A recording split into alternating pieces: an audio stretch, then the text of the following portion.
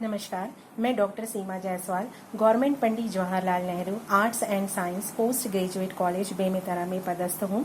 आज मैं आप लोगों को कॉस्ट अकाउंट के बारे में जानकारी देने जा रही हूँ कि एक गुड्स की कॉस्ट जो है वो कैसे कैलकुलेट होती है। हम सुबह से लेकर के रात को सोते समय तक न जाने कितनी वस्तुओं का उपभोग करते हैं। क्या आपने कभी सोचा है कि उस गुड्स की कॉस्ट जो हम वस्तु उपभोग कर रहे हैं कैसे कैलकुलेट होती है। फॉर एग्जाम्पल, अगर आपको पेन की ज़रूरत है, आप पेन परचेस करने मार्केट में जाते हैं, शॉपकीपर उस पेन की प्राइस 10 रुपये बताता है, आप 10 रुपये पे करते हैं और घर चले आते हैं। क्या आपने कभी सोचा है कि उस पेन की कॉस्ट 10 रुपये ही क्यों आई, उस शॉपकीपर ने 10 रुपये ही क्यों लिया। तो उसी कॉस्ट का कैलकुलेशन मैं आज आप लोगों को बताने के लिए जा रही हूँ।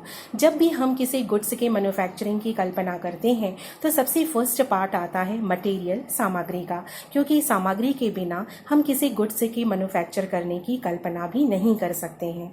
इस मटेरियल को हम 2 पार्ट में डिस्ट्रीब्यूट करते हैं, डायरेक्ट मटेरियल और इनडायरेक्ट मटेरियल। डायरेक्ट मटेरियल वो मटेरियल होता है जो डायरेक्ट यूज होता है। फॉर एग्जाम्पल, अगर हम कोई चेयर मैन्युफैक्चर करते हैं तो वुडन इज डायरेक्ट मटेरियल, प्रत्यक्ष सामग्री होगी लकड़ी, क्योंकि लकड़ी के बिना हम कोई भी चेयर मैन्युफैक्चर कर ही नहीं सकते। लेकिन क्या सिर्फ वुडन से ही हम चेयर मैन्युफैक्चर कर सकते हैं? जब तक हमारे पास कीलें नहीं होंगी, कलपुर्जे नहीं होंगे, औजार नहीं होगा, सनमाइका नहीं होगा, तो वुडन के अलावा जो अतिरिक्त सामग्री यूज की जाती है चेयर मैन्युफैक्चरिंग में वो कहलाता है इनडायरेक्ट मटेरियल। सेकेंड पार्ट आता है लेबर का।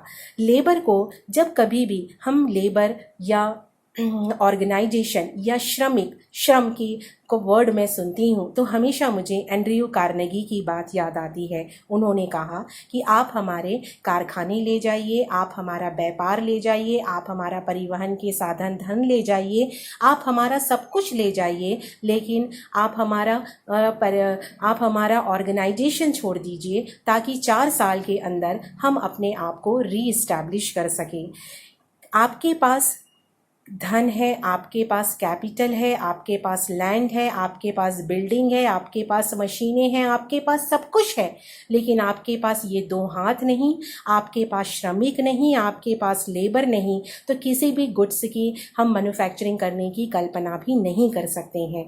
तो इस लेबर को भी हम 2 पार्ट में डिस्ट्रीब्यूट करते हैं, डायरेक्ट लेबर और इनडायरेक्ट लेबर। डायरेक्ट लेबर वो होता है जो डायरेक्टली किसी गुड्स के मैन्युफैक्चरिंग में यूज होता है।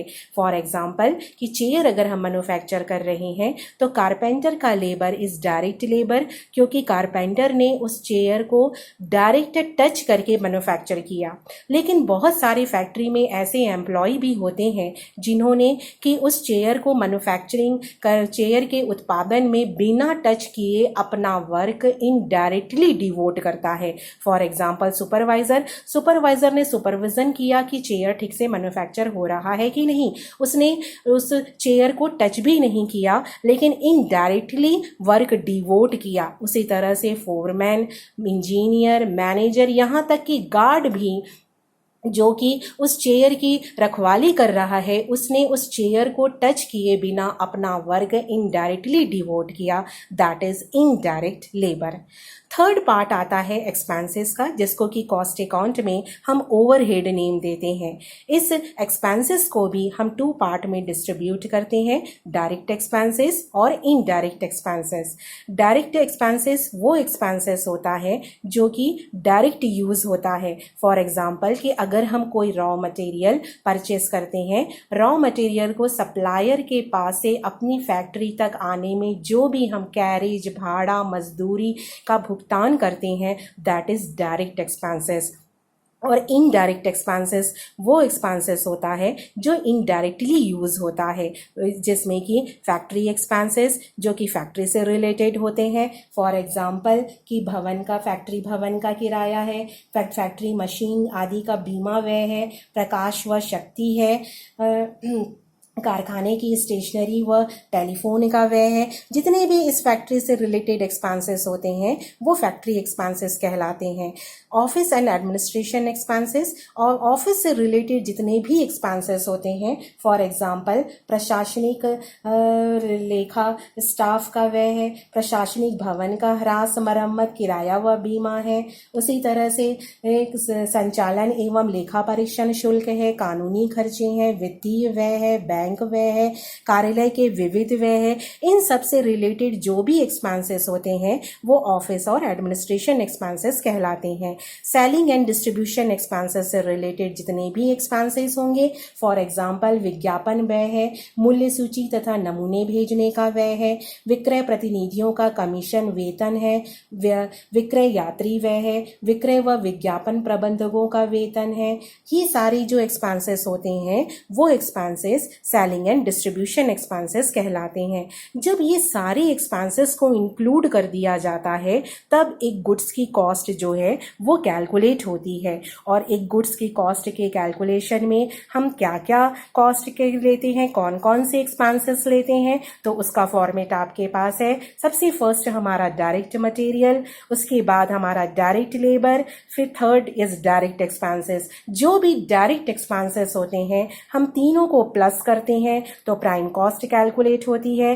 फिर फैक्ट्री ओवरहेड, फैक्ट्री से रिलेटेड जितने भी एक्सपेंसेस हैं हम ऐड करते हैं तो फैक्ट्री कॉस्ट या वर्क कॉस्ट की अमाउंट कैलकुलेट होती है। उसके बाद हम ऑफिस एंड एडमिनिस्ट्रेशन ओवरहेड से related, office and administration expenses से रिलेटेड जितने भी एक्सपेंसेस हैं हम ऐड करते हैं तो कॉस्ट ऑफ प्रोडक्शन मीन्स उत्पादन लागत यहाँ पर कैलकुलेट होती है।